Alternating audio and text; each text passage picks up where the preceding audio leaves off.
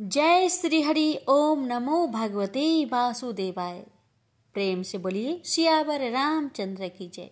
कथा कहने और सुनने वाले भक्तों पर भगवान राम और माता सीता की कृपा सदा सर्वदा बनी रहे। आज आप सभी रसपान करेंगे चैत्र मास कथा अध्याय 3।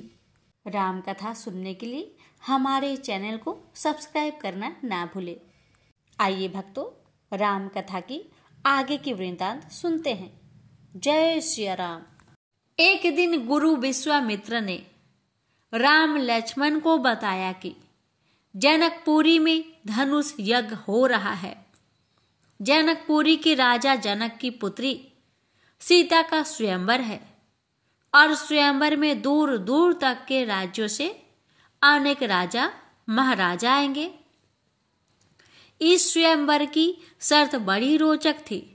भगवान शिव का धनुष राजा जनक के महल में रखा था, जिसे उठा पाना अत्यंत कठिन था। एक दिन सीता ने उसे यूं ही उठाकर इधर से उधर रख दिया। अतः राजा जनक ने स्वयंवर की शर्त के रूप में यह शर्त रखी कि जो भी राजा उस धनुष की डोरी चढ़ा देगा वही सीता का वरण करेगा। गुरु विश्वामित्र की बात सुनकर दोनों भाई के नेत्र मिले और कुछ संकेत। फिर राम ने ऐसे सतर्ष धनुष यज्ञ को देखते ही जिज्ञासा प्रकट की।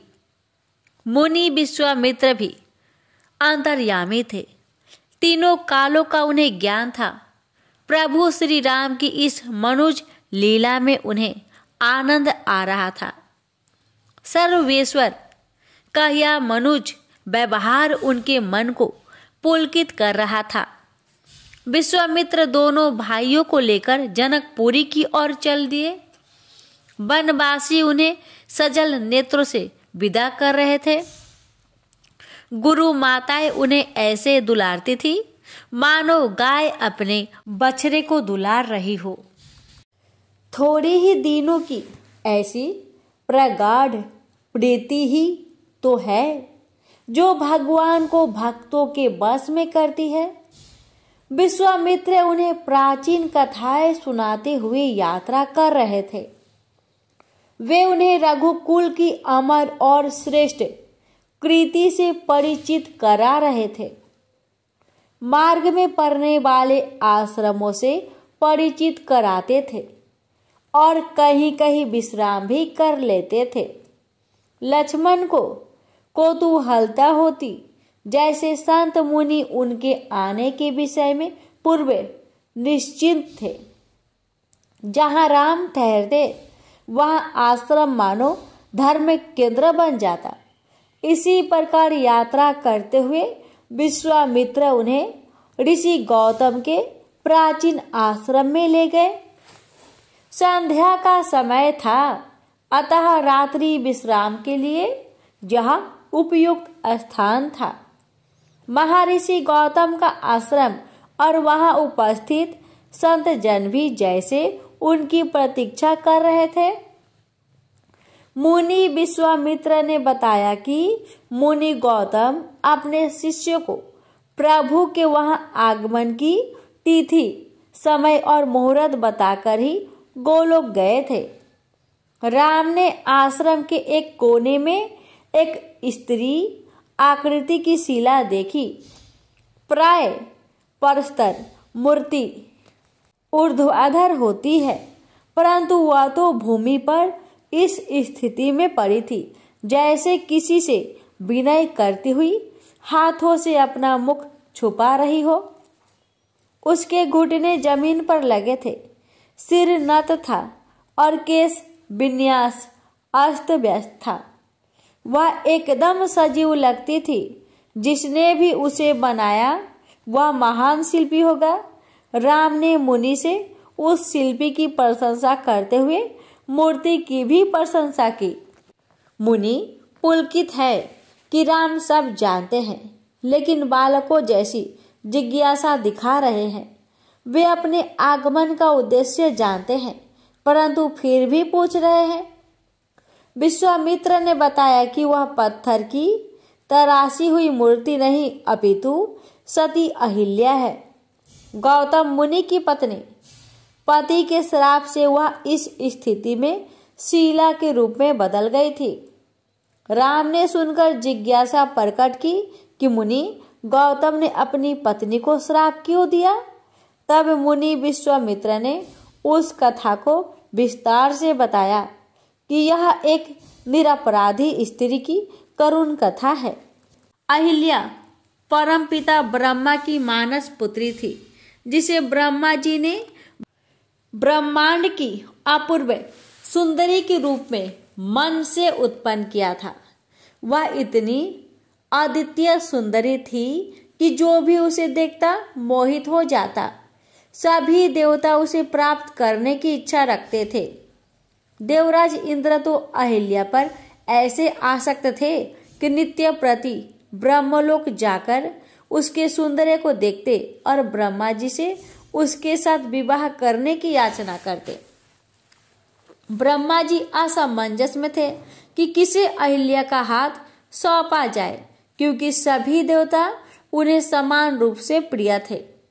ब्रह्मा जी के अपने मानस पुत्र नारद से वैचारिक मतभेद रहते थे, क्योंकि नारद जी ने उनकी अवज्ञा की थी। परंतु इस विषय में नारद जी का परामर्श अनुकूल लगा और उन्होंने अहिल्या के स्वयंवर को घोषणा कर दी। स्वयंवर की शर्त ये रख दी कि जो भी मुनि या देवता पैदल ही पृथ्वी की प्रदक्षिणा सबसे पहले कर लेगा, वही अहिल्या का वरण करेगा। स्वयंवर स्थल पर सभी देवता और ऋषि महर्षि पहुंचने लगे। इनमें गौतम ऋषि भी थे, जिनकी गति वायु के समान थी। इंद्र को उस सभा में ही वहीं अपने प्रति दंडी लग रहे थे और वे उनसे ही निपटने का उपाय सोचने लगे। इंद्र ने उपाय सोच भी लिया और अपने एक सेवक को प्रदक्षिणा मार्ग में गौतम का अवरोध बनने भेज दिया। प्रतियोगिता प्रारंभ हुई और गौतम अपने वेग से सबसे आगे चले। मार्ग में उन्होंने एक गाय को देखा जो प्रसव वेदना से छटपटा रही थी। दयालु ऋषि ने उसे प्रसव पीड़ा से मुक्त कराया, परंतु गाय और उसके नवजात बच्चे को वन में अकेले छोड़ना उचित नहीं समझा। कोई हिंसक पशु उन्हें अपना आहार बना सकता था। मुनिवर वहीं उनके रक्षक बनकर रात भर बैठे रहे। प्रातः होने पर गाय व बछड़ा लुप्त हो गए। गौतम समझ गए कि किसी ने उनका मार्ग बाधित किया था। गौतम मुनि पृथ्वी की प्रदक्षिणा करके स्वयंवर स्थल पर लौटे तो वहां इंद्र को विजेता घोषित किया जा चुका था। मुनि गौतम मौन रह गए। वे क्या कर सकते थे? परंतु तभी देवऋषि नारद ने वहां आकर इंद्र के रंग में भंग डाल दिया और उसकी कपटी चाल का स्पष्टीकरण कर दिया, जिसके कारण प्रबल दावेदार मुनि गौतम के मार्ग में अवरोध उत्पन्न हुआ था। नारद जी ने यह भी कहा कि मुनि गौतम ने एक गाय का प्रसव कराते समय ही पृथ्वी की प्रदक्षिणा संपन्न कर ली थी, क्योंकि वेदों में गाय को पृथ्वी का ही रूप बताया गया है। सभी देवताओं ने इस बात का समर्थन किया और अहिल्या गौतम ऋषि की पत्नी बन गई। बहुत समय व्यतीत होने पर भी इंद्र के चित्त से अहिल्या का यौवन न जाता था। काम अग्नि में जलते इंद्र ने चंद्रमा के साथ मिलकर छल से अपनी वासना पूर्ति की। कुटिल योजना बनाई। मुनि गौतम ब्रह्म मुहूर्त में उठकर स्नान आदि हेतु जाते थे। एक रात अर्धरात्रि में ही चंद्रमा ने मुर्गा बनकर बांग दे दी और अपनी लालिमा भोर की लालिमा जैसी कर दी। गौतम मुनि सहज स्वाभाविक रूप से नदी की ओर चले गए तो इंद्र उनका भेष बनाकर कुटिया में घुस गया। मुनि गौतम ने जैसे ही जल में प्रवेश किया, नदी स्त्री रूप में प्रकट हो गई। उसने आश्चर्य व्यक्त किया कि सब वेदों को जानने वाले मुनि गौतम ऐसी भूल कैसे कर सकते हैं कि अर्धरात्रि में शांत जल को अशांत कर रहे हैं? मुनि ने भी आश्चर्य से कहा कि वे मुर्गे की बांग और चंद्रमा की लालिमा के आधार पर अपने नित्य निश्चित समय पर आए हैं। देव नदी ने अपनी दिव्य दृष्टि से सत्य जानकर मुनि को सब कुछ बता दिया। क्रोध से भरे मुनि गौतम वापस आश्रम की ओर दौड़े तो चंद्रमा ने संकेत करके इंद्र को सचेत कर दिया। इंद्र वहां से भागा तो अहिल्या को अपने साथ हुए छल का भान हो गया। अस्तबद्ध थी, दौड़कर बाहर आई और क्रोधित मुनि के चरणों में नत होकर अपने निर्दोष होने की बात कही। परंतु क्रोध से भरे मुनि ने उन्हें तत्काल पत्थर की शिला में बदल जाने का श्राप दे दिया। उन्होंने इंद्र और चंद्रमा को भी श्राप दिया। जब अहिल्या पत्थर में बदल रही थी तब मुनि को आभास हुआ कि इंद्र जैसे कपटी ने पूर्व में भी ऐसे कपट किए थे और वह कपट प्रवीण था। अहिल्या बेचारी उसके कपट का जाल कैसे जान पाती। उन्होंने अहिल्या से कहा कि मेरा श्राप तो असत्य नहीं हो सकता, लेकिन त्रेता युग में श्री राम के चरण स्पर्श होने से उसका उद्धार होगा। अहिल्या इसी प्रतीक्षा में शिला बनी पड़ी है। मुनि विश्वामित्र के मुख से सती अहिल्या की करुण कथा सुनकर राम द्रवित हो गए और उन्होंने मुनि की आज्ञा से शिला से अपना चरण स्पर्श करा दिया। तत्काल वह शिला अनिध सुंदरी अहिल्या के रूप में परिवर्तित हो गई और प्रभु के चरणों में गिरकर उनकी स्तुति करने लगी। प्रभु श्री राम ने उसे गौतम मुनि के पास गोलोक जाने की आज्ञा दी और इस प्रकार सती अहिल्या का उद्धार हो गया। प्रेम से बोलिए सियावर रामचंद्र की जय। महर्षि विश्वामित्र और वनवासियों को निर्भय करके राम लक्ष्मण मुनि के साथ जनकपुरी में धनुष यज्ञ देखने चल पड़े। मार्ग में परम पावनी गंगा की निर्मल धारा बह रही थी। मुनि सहित राम लक्ष्मण ने गंगा में स्नान किया और मुनिवर ने पृथ्वी पर गंगा के अवतरण की वह पावन कथा सुनाई कि किस प्रकार भागीरथ ने अपने पूर्वजों के उद्धार के लिए कठोर तप किए और इस संसार को पाप विनाशिनी परम पवित्र गंगा धारा से संचित किया। इस कथा ने दोनों भाइयों को पुलकित कर दिया। अपने पूर्वजों की गौरव गाथा पर कौन गर्व से ना भर उठेगा। गंगा के तट पर उस रात कैसे धर्म चर्चा की बाढ़ आ गई। मुनि विश्वामित्र की अनुमति से राम उन्हीं के सुनाए प्राचीन आख्यानों का शब्द दे रहे थे। श्रोता समूह उनकी वक्तृत्व शैली पर मंत्रमुग्ध था। राम संपूर्ण है, सभी विद्याओं में निपुण, किंतु सारा श्रेय गुरु को देते हैं। प्रातः होने पर सभी नाव द्वारा गंगा के उस पार पहुंच गए। वहां से जनकपुरी का भव्य तोरण द्वार दिखाई दे रहा था। सूर्य रश्मियों से उस द्वार की शोभा और भी अवर्णनीय हो गई थी। नगर का परकोटा सुदृढ़ था। मुनि के साथ राम लक्ष्मण उस भव्य नगरी में प्रवेश कर गए। कैसी रमणीक नगरी थी। बाग बगीचे धर्मशालाएं सरोवर आदि से संपन्न उस नगरी में बड़ी चहल पहल थी। स्वयंवर के अतिथियों की विभिन्न प्रकार की वेशभूषा विधिवता भर रही थी। मुनि विश्वामित्र का वहां बड़ा सत्कार हुआ और तत्काल उन्हें रहने की सुंदर व्यवस्था की गई। नगर का बाहरी दृश्य ही इतना लुभावना था तो आंतरिक भव्यता तो और भी मनमोहिनी होगी। सभी समुचित व्यवस्थाओं से अतिथियों का आदर सत्कार किया जा रहा था।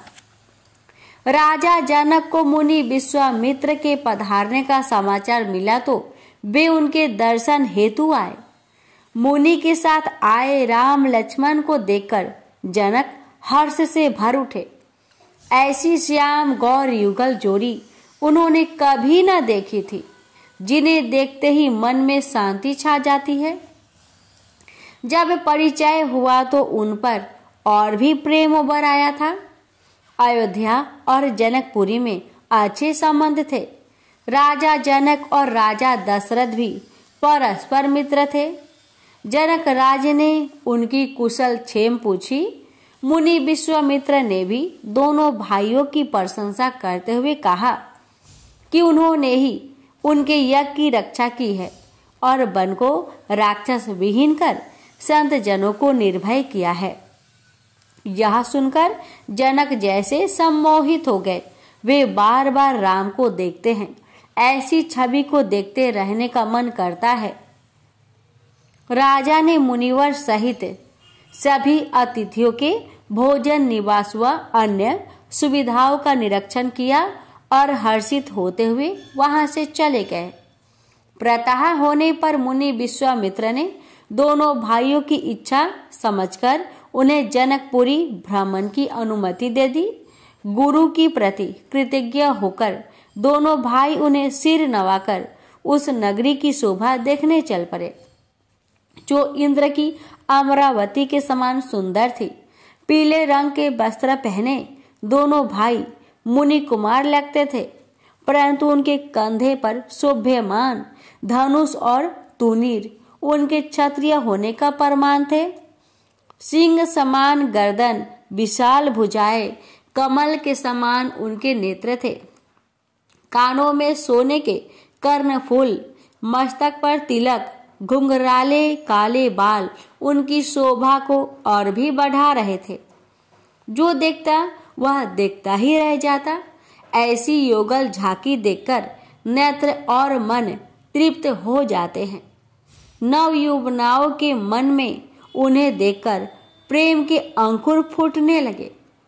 सब एक दूसरे से उनका परिचय पूछ रहे हैं। जिन्हें पता है वे बड़े अभिमान से बता रही है। उन्हें कैसे पता? अरे, उनके पति अतिथि सेवा में है, उन्होंने ही आकर बताया। वे तो श्याम वर्ण राम है। उनके चरण के स्पर्श से ही गौतम ऋषि की पत्नी अहिल्या का उद्धार हुआ है। इन्होंने ही तारका, मारीच और सुबाहु को मारकर संत जनों को निर्भय किया है। राम लक्ष्मण तो नगर की शोभा देखकर ही हर्षित हो रहे हैं। भवनों का कैसा सुव्यवस्थित और सुंदर निर्माण है। बाजारों की शोभा अवर्णनीय है। वहां के लोग भी सहृदय और मिलनसार है। श्री ने जैसे उस नगर पर कृपा बरसाते समय अपनी उदारता के चरण को स्पर्श कर लिया है। फल फूलों से लदे बगीचे, स्वच्छ जल के सरोवर, स्वच्छ राजपथ, स्वच्छता तो लक्ष्मी को अत्यंत प्रिय है। राम लक्ष्मण पुलकित हो रहे थे। आहा, यज्ञशाला यहाँ होगा, वह विचित्र धनुष यज्ञ। दोनों भाई यज्ञशाला देखने पहुंचे। कैसी सुंदर रचना थी। विशाल प्रगण था। लाखों लोगों के बैठने की व्यवस्था थी। प्रगण के बीच में विशाल मंच था। यज्ञशाला की शोभा भी मन को मोह रही थी। दोनों भाई वहां से लौटकर गुरु के पास चल दिए। अगली प्रातः उन्हें राजसी उद्यान देखने की इच्छा हुई, क्योंकि रात्रि में कई लोगों के मुख से उसकी बड़ी प्रशंसा सुनी थी, परंतु गुरु से कहने में संकोच हो रहा था। गुरु भी उनकी जिज्ञासा जानते थे, अतः उन्हें उद्यान भ्रमण की अनुमति दे दी। दोनों भाई मुदित मन से चल दिए। नगर तो नित्य उत्सव का केंद्र बन गया था। उन्होंने किसी नगरवासी से राजसी उद्यान का मार्ग पूछा तो वह उनके साथ ही चल पड़ा। अतिथि सत्कार के लिए ऐसी ही प्रतिबद्धता थी। राजसी उद्यान की शोभा ने जैसे उन्हें मंत्र मुग्ध कर दिया। वहां भांति भांति के फलों और फूलों वाले वृक्ष थे, लताएं थी। उद्यान के बीचों बीच सरोवर था। एक दिशा में मंदिर था। कोयल, तोते, चकोर आदि पंछियों का कलरव गूंज रहा था। मोर पंख फैलाकर नृत्य कर रहे थे। सरोवर में हंस तैर रहे थे। कमल दल खिले हुए थे। ऐसा सुंदर उद्यान मन को शांति प्रदान करने वाला था। राम लक्ष्मण ने उद्यान की शोभा देखी तो कुछ फूल चुनने की जिज्ञासा हुई। उन्होंने उद्यान रक्षकों से अनुमति ले ली और पुष्प वाटिका में पुष्प चुनने लगे। यही वह समय था जब जनक दुलारी सीता सखियों सहित उद्यान में स्थित गिरिजा माता के मंदिर में गौरी पूजन को आई थी। सीता का सौंदर्य अनुपम था। उसका वर्णन नहीं किया जा सकता था। वे सौंदर्य की साक्षात प्रतिमा थी। सखियों के दल में सभी अप्रतिम सुंदरिया थी, परंतु सीता के सौंदर्य के समक्ष सब ऐसी प्रतीत हो रही थी जैसे पूर्णमासी के चांद के समक्ष तारे। सीता सरोवर के समीप थी। उन्होंने एक सखी को पुष्प लाने के लिए भेजा। वह पुष्प वाटिका में पहुंची तो सम्मोहित हो गई। राम लक्ष्मण की सुंदर जोड़ी देखकर उसका हृदय पुलकित हो गया और वह दौड़ी हुई बदह बास सी गीता के पास पहुंची और बड़ी उत्तेजना से बतलाने लगी कि सखी, वाटिका में तो वही दोनों सुंदर सुकुमार पुष्प चुन रहे हैं जिनकी चर्चा नगर भर में हो रही है। आहा, जैसे कामदेव स्वयं श्याम और गौर्ण वर्णों के साथ दो रूपों में प्रकट हुए हो। मेरा हृदय तो अपने बस में ही नहीं रहा। सीते, उनका अनुपम रूप देखकर मैं विहल हो उठी हूँ। सीता जी ने भी राजमहल में उनकी प्रशंसा सुनी थी तो उन्हें देखने की उत्कंठा जागृत हो गई। वे सखियों सहित पुष्प वाटिका की ओर गई। उनकी पायल की छुन छुन के स्वर ने राम को उधर देखने के लिए प्रेरित किया तो चार नेत्र इस प्रकार परस्पर जुड़ गए मानो चुंबक और लोह हो। दोनों ने क्षण भर टकटकी लगाकर एक दूसरे को देखा और नेत्रों से सारी बातें हो गई। हरि और लक्ष्मी की राम और सीता के रूप में यह प्रथम भेंट थी। सीता पुलकित थी कि उनके प्रभु मनुज रूप में कैसे शोभ्यमान हो रहे हैं, तो राम भी अपनी प्रिया के उस नारी सौंदर्य को देखकर हर्षित है। लक्ष्मण ने सीता जी को देखकर भी अनदेखा कर दिया। वे उस प्रथम मिलन में हस्तक्षेप क्यों करे? राम ने ही अपनी दृष्टि हटाई तो सीता भी सकुचाकर दूसरी ओर देखने लगी। राम लक्ष्मण के साथ वहां से चल पड़े। उनका हृदय आनंद से विभोर है। सीता ने उधर देखा तो राम को वहां न देखकर व्याकुल हो गई। वे व्याकुल नेत्रों से इधर उधर देखने लगी तो उन्हें उद्यान से बाहर जाते देखा। सीता को प्रेमवश राम के प्रति आकर्षित जानकर सखियां ठिठोली करने लगी तो सीता ने दृष्टि फेर ली। यह नेत्र कीड़ा चलती है तो सखिया को आनंद आता है। लक्ष्मण मन ही मन मुदित हो रहे हैं। यह देवीय और शाश्वत प्रेम है, आनंद आदि और अनंत प्रेम। सीता जी उस छवि को बार बार देखती है और राम भी कई बार पलट कर देखते हैं। अब सीता के मन में प्रेम व शंका उठती है कि यह प्रेम फलीभूत होगा अथवा नहीं, क्योंकि उनके पिता ने तो स्वयंवर में बड़ी कठिन शर्त रखी है। शिव का वह धनुष बड़ा भारी है। यद्यपि सीता को तो वह भारी नहीं लगा। क्या राम उसका पर्यंचा चढ़ा सकेंगे? सीता ने गिरिजा भवानी के मंदिर में प्रार्थना की कि हे माता, तुम सबकी इच्छा पूरी करने वाली हो। तुम्हारी पूजा कन्या इसलिए तो करती है कि उन्हें मनोवांछित वर मिल जाए। हे माता, दशरथ नंदन, मेरे हृदय में बस गए हैं। मेरी मनोकामना पूरी करने में सहायता करे। तुलजा भवानी ने साक्षात प्रकट होकर सीता को आशीर्वाद दिया कि तुम्हारी मनोकामना अवश्य पूरी होगी। सीता हर्षित हृदय से अपने महल लौटने लगी तो मार्ग भर सखियां हंसी ठिठोली करती रही।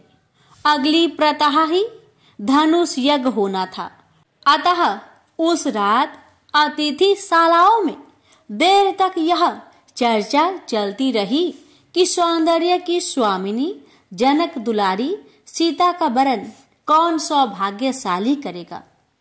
देश विदेश के राजाओं का जमघट था और अभी रावण आदि की आने की भी चर्चा थी।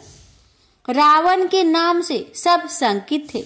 जिसने शिव सहित कैलाश उठा लिया, उसके लिए धनुष उठाना क्या बड़ी बात होगी।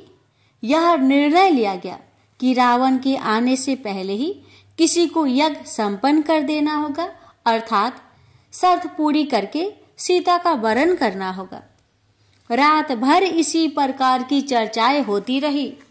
सबको अपने बाहुबल पर घमंड था, अतः एक दूसरे को चिढ़ाने में ही मनोरंजन करते रहे। थोड़ी बहुत देर सोए तो कितने ने सपने में ही धनुष यज्ञ जीतकर राजमहल में यश भी प्राप्त कर लिया। प्रातः होने पर सभी नित्य कर्मों से निवृत्त हो सज धज कर यज्ञशाला की ओर जाने लगे। अपने अपने दल के साथ विभिन्न वेशभूषाओं और अस्त्र शस्त्रों को लटकाए राजा राजकुमार समूहों में यज्ञ स्थल की ओर बढ़ चले। यज्ञ स्थल के मुख्य द्वार पर उनका भव्य स्वागत हुआ। सुंदरियों ने पुष्पों की वर्षा की। स्वागतार्थी ने बड़े ही भाव से आदर सहित उन्हें अंदर ले जाकर यज्ञ स्थल पर बैठाया। स्वागतम गान की मधुर ध्वनि निरंतर गूंज रही थी। मुनि विश्वामित्र के साथ राम लक्ष्मण जब वहां पहुंचे तो विचित्र सा कोलाहल मच गया। राज समाज एक दूसरे से उनके विषय में बात कर रहा है। सिंह समान दोनों भाई उस राज समाज में ऐसे प्रतीत हो रहे थे जैसे तारा गणों के बीच दो पूर्ण चंद्रमा हो। राज समाज एकत्र हो गया। अधिकांश आसन भर गए और मुहूर्त के अनुसार अब किसी की प्रतीक्षा करना संभव नहीं है। अतः गुरु सतानंद की आज्ञा लेकर जनक जी ने सीता को वहां बुला लाने का आदेश दिया। कुछ ही क्षणों में बहुत सी अपूर्व सुंदरिया से घिरी वरमाला हाथ में लेकर सीता जी आई। राज समाज की दृष्टि उस साक्षात रति सौंदर्य पर ठहर गई और उनके मन विचलित हो उठे। आहा, उस सुंदरिया स्वामिनी का जो भी स्वामी होगा उसने बड़े पुण्य किए होंगे। कोई कोई तो अपने इष्ट को मना रहा है कि हे प्रभु, केवल आज के लिए इतना बल दे दो कि यज्ञ की शर्त पूरी करके उस रूपवान सीता का स्वामी बन सको। परंतु सीता की दृष्टि तो उन राम को खोज रही थी जो इनके हृदय में बस गए थे। राजा जनक ने शुभ अवसर जानकर चारण को राज समाज के सामने अपना प्रण सुनाने को कहा। चारण ने सबको सिर नवाकर यज्ञ का उद्देश्य और उसकी शर्त के विषय में बताया। मंच पर रखा विशाल धनुष देखकर राजा को संचय होने लगा था। वैसा धनुष उन्होंने पहले कभी न देखा था। वह पिनाक था, शिव का धनुष, जिसकी टंकार से ब्रह्मांड भी डोल जाता था। परंतु सीता भी उसे उठा लेती थी। यह जानकर कईयों का मनोबल बढ़ गया था। निश्चित मुहूर्त में प्रथम प्रतियोगी सिंधु नरेश को चुना गया। हिंदू कुश पर्वत की अंतिम सीमा का सम्राट, बलिष्ठ, बलवान और रूपवान भी सिंधु नरेश ने राज समाज को प्रणाम किया और मंच के पास पहुंचकर शिव की स्तुति की और एक हाथ से धनुष को हिलाकर देखा। फिर दोनों हाथों से बल लगाया तो आभास हुआ जैसे पत्थर के किसी स्तंभ को ही थाम रखा है। फिर और भी बल, जहां तक कि मुख पसीने पसीने हो गए। गर्दन की सिराएं इतनी तन गई मानो फटकर बाहर आ जाएगी, परंतु धनुष तनिक भी जुम्बिश न हुई। वह सूत भर सरका तक नहीं। हार कर सिंधु नरेश गर्दन झुकाए अपने स्थान पर जा बैठे। कुछ राजा सहानुभूति से तो कुछ उपहास भरी दृष्टि से उसे देख रहे थे।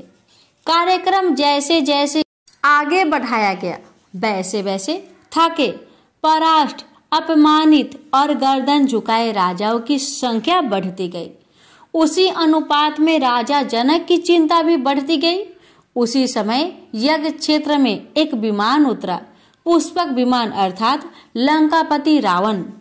राजा जनक अनशंकित हो गए।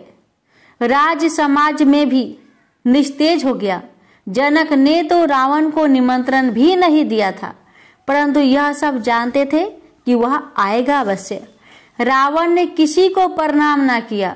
जनक को अवश्य क्रोध और अहंकार भरी दृष्टि से देखा। मिथिला नरेश रावण गर्वयुक्त वाणी से बोला, आश्चर्य तो हुआ होगा कि लंकापति रावण बिना निमंत्रण कैसे आ गया। सिंह को शिकार के लिए जिस प्रकार किसी निमंत्रण या अनुमति की आवश्यकता नहीं होती, वैसे ही महाबली रावण को भी औपचारिकता की परवाह नहीं। अपने भुज बल से महादेव को भी संतुष्ट कर देने वाला रावण स्वेच्छा से ही कहीं भी आ जा सकता है। तुमने किस कारण मेरा अनादर किया?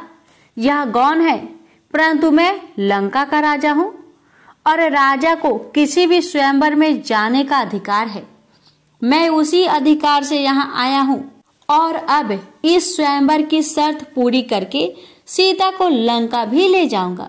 शर्त पूर्ण होने के पश्चात यदि किसी ने मेरा मार्ग रोका तो वह ऐसा अपने काल वश ही करेगा।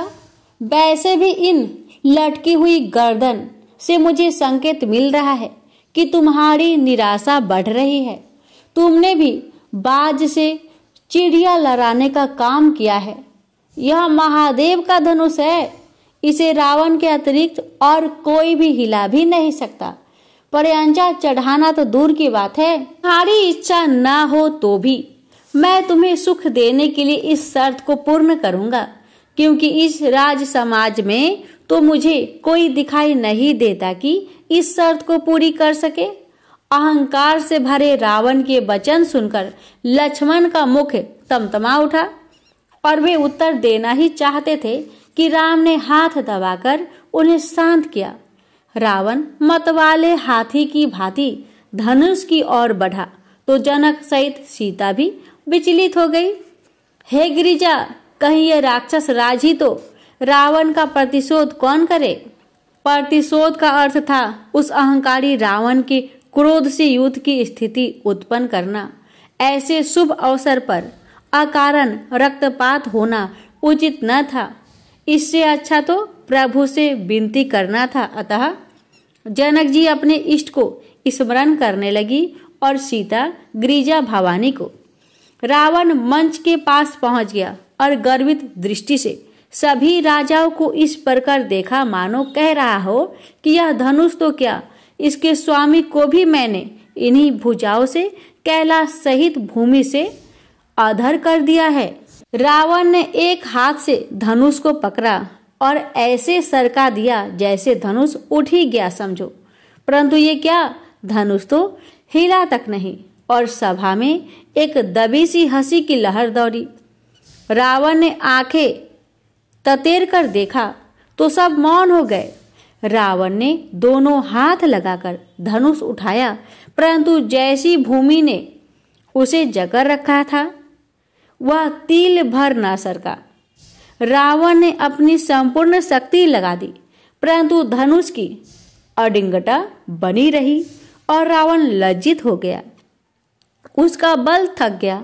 परंतु उसका अभिमान अखंड था, जो कभी न थकने वाला था। सीते, आज तो मैं जा रहा हूं, क्योंकि महादेव की यही इच्छा है, रावण ने गरज कर कहा। परंतु रावण एक दिन तुझे लंका अवश्य दिखाएगा, ये मेरी प्रतिज्ञा है। रावण चला गया और अपने पीछे एक सन्नाटा छोड़ गया। कई क्षण तक तो सभा स्थल पर ऐसी खामोशी छा गई कि लोग एक दूसरे की सांसों को सुन सकते थे। रावण के जाने के पश्चात तो किसी राजा का साहस नहीं हुआ कि धनुष की ओर ताके भी। बहुत देर तक यही स्थिति बनी रही। जब चारण ने राज समाज को स्मरण कराया कि वे लोग किस उद्देश्य से वहां आए हैं और किसकी बारी है, तो न चाहते हुए भी कुछ राजा धनुष के पास और गर्दन लटकाकर अपने स्थान पर आ बैठे। 2-4 के बाद कोई अपने स्थान से उठ ही नहीं सका। राजा जनक अस्तमन थे। राजाओं के उस विशाल समाज में ऐसा एक भी वीर न निकला जो उनके प्रण को पूरा कर सकता। उस धनुष को तो सीता बचपन में ही उठाए घूमती थी, स्वयं जनक भी उसे उठाते थे, परंतु आज क्या पृथ्वी ने उसे जकड़ लिया। रावण जैसा बाहुबली भी असफल हो गया था, तो क्या कोई यह शर्त पूरी न कर सकेगा? क्या सीता का विवाह न होगा और स्वयंवर अपूर्ण रह जाएगा? यह सोचते सोचते जनों को क्षोभ उत्पन्न हो गया। एक पिता का ऐसा क्रोध स्वाभाविक था। वे बोले, हे राजाओ, मैंने तो प्रण ठाना था। उसे सुनकर दूर द्वीपों से कीर्तिवान बलवान नरेश यहाँ पधारे, परंतु धनुष की डोरी चढ़ाना तो दूर, कोई उसे जौ भर अपने स्थान से हिला तक न सका। क्या वे वाल गाथाएं चारणों की बनाई स्तुति भर थी जो आज लोगों के विषय में सुनी गई? सिंधुराज नित्य सिंहों से मल्ल युद्ध करते हैं, मगधराज गजों से। आज सबके बल विस्मृत हो गए। क्या पृथ्वी वीरों से रिक्त हो गई? अब कोई वीरता का अभिमानी रुष्ट ना हो। मैंने जान लिया कि ब्रह्मा ने सीता का विवाह लिखा ही नहीं। जिस धनुष से मेरी पुत्री धनुषी समझकर खेलती रही, मैं क्या जानता था कि वह इन वीरों पुरुष के लिए ब्रह्मांड से भी भारी हो जाएगा, अन्यथा मैं ऐसा प्रण ही ना लेता। राजा जनक के इन शब्दों ने झुकी गर्दनों को और भी झुका दिया, परंतु लक्ष्मण से यह न सहा गया। वे तमतमाकर खड़े हुए तो राम ने उनका हाथ दबाया, परंतु उन्होंने विनीत स्वर में राम से कहा, जिस समाज में रघुवंशियों में से कोई उपस्थित हो, वहां ऐसी बात कोई नहीं कहता जैसी राजा जनक ने कही है। जब तक रघुकुल है, वीरता आज शून्य है। आप मुझे आज्ञा दे तो यह धनुष क्या, मैं इसे इस मंच सहित पीसकर चूर्ण बना दूं। लक्ष्मण के इस क्रोध से कुछ राजाओं ने इसे किशोर अवस्था का अति विश्वास कहा, तो राम ने लक्ष्मण को बैठने का संकेत किया। लक्ष्मण विवश होकर बैठ गए, जैसे अंधर ही अंदर सुलग रहा था। तब मुनि विश्वामित्र ने शुभ समय जानकर राम की ओर देखा और कहा, हे राम, उठो, इस शिव धनुष की प्रयंचा चढ़ाकर महाराज जनक का संताप हरो। राम ने गुरु की आज्ञा का पालन करने के लिए सिर झुकाया और मंच की ओर बढ़े। आकाश में देवतागण इस अद्भुत दृश्य को देखने के लिए एकत्रित हो गए। सीता का मुख कमल सा खिल गया, परंतु संचय भी था। राजा जनक को थोड़ी आशा बधी, परंतु पूर्ण रूपेण आश्वस्त नहीं थे। राज समाज को तो तनिक भी आशा न थी कि किशोर राम ऐसा कर सकेंगे। राम शांत गंभीर परंतु सिंह के समान चलकर मंच की ओर बढ़े। मंच के पास पहुंचकर उन्होंने भगवान शिव का स्मरण करते हुए अपने माता पिता व गुरु की वंदना की और सभी देवताओं की स्तुति भी की। जनकपुरी के निवासी भी ऐसे ही प्रार्थना कर रहे थे कि राम की उस धनुष की अडिंगता का मान भंग करे। राम ने एक बार राज समाज की ओर देखा और उन्हें धनुष की ओर हाथ बढ़ाते देख लक्ष्मण ने अंगूठे से भूमि को दबा लिया ताकि धनुष टूटने के समय होने वाले भीषण नाद की तरंगे के टंकारे से वह पलट न जाए। राम ने एक ही हाथ से धनुष को मुट्ठी में जकड़ लिया और हल्का सा झटका देकर उसे उसके स्थान से ऊंचा उठा लिया। सीता की प्रसन्नता का तो वर्णन ही नहीं हो सकता और जनकपुर वासी भी हर्ष से भर उठे। जनक की कमर और गर्दन तन गई। राज समाज में मिश्रित प्रतिक्रियाएं होने लगी। राम के हाथों में हवा में उठा धनुष सभी को विस्मित कर रहा था। राम ने धनुष के एक सिरे को भूमि पर टिकाकर उसे पैर के अंगूठे से दबा लिया और हाथ बढ़ाकर डोरी पकड़कर दूसरे सिरे को नीचे की ओर दबाया। धनुष बहुत ही पुराना था, अतः चटक का भयंकर नाद करके बीच में से टूट गया। ऐसा भीषण नाद था कि सबके कान सुन्न हो गए। इस नाद का प्रभाव ब्रह्मांड भर पर पड़ा था। प्रेम से बोलिए सियावर रामचंद्र की जय।